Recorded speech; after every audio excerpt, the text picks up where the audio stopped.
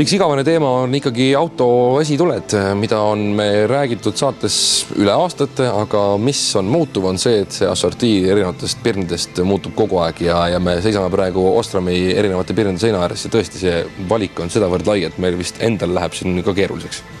Ja nii see on, et Ostrom on autolampide üks juhtivaid valmistajaid maailmas ja nad pea iga aasta mõtlevad mingi uudistoote välja, mis oleks siis autojuhile ohutum. Selle aasta suur uudis, ma ütleksin, on Ostrom Nightbreaker laser, mis annab 130% tava standardlampiga võrreldes rohkem valgust välja. Mis see tehnoloogia siis on? Miks muutub? Kuidas on võimalik, et selli sama pirni võib panna ka täitsa piisavalt eakasse autosse? Jaa, et sokkel on ikkagi H4 või H7, et need on need standardid, mida seda uut lampi praegu valmistatakse, et teisi H1 veel ei ole, aga need tulevad ilmselt aja möödudes. Praegu on H4 ja H7 saadaval. Ja see tehnoloogia kogu aeg täieneb nii, et ega täpselt tehnilisi üksikasju me ei tea, aga tulemus on silmaga nähtav. Tegelikult me sõidame siin seina ääres ja see valik on väga-väga seinast seina.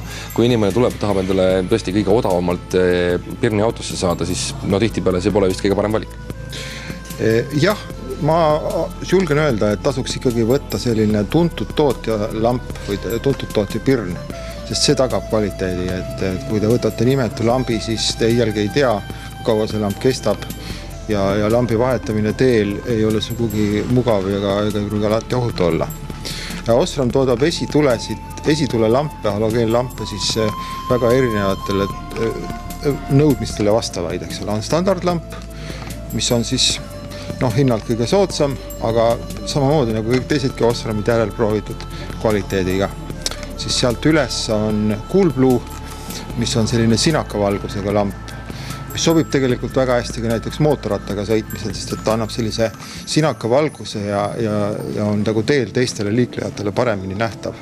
Ta otseselt ei anna küll rohkem valgust, aga just see nähtavuse teema teiste jaoks on selle lambi eeliseks. Kuidas on nende LED-idega ikkagi? Inimene tahab ju LED tuli hästi populaarne, hästi ilus sinine valgus ja väidetavalt väga pikk eluiga, aga kui mul on ikkagi 2002 aasta Renault Megane näiteks, siis sinna vist väga ei topi seda. Jah, välisvalgustuseks kasutamiseks, välisvalgustuses tegelikult LED-lampe veel tootjad ei paku. Nad küll toodavad neid, aga need ei sobi või neid ei lubata kasutada tavaliikluses. Ilmselt see on aja küsimus, kui need nüüd saadakse vastavad sertifikaadid ja nad saavad selle.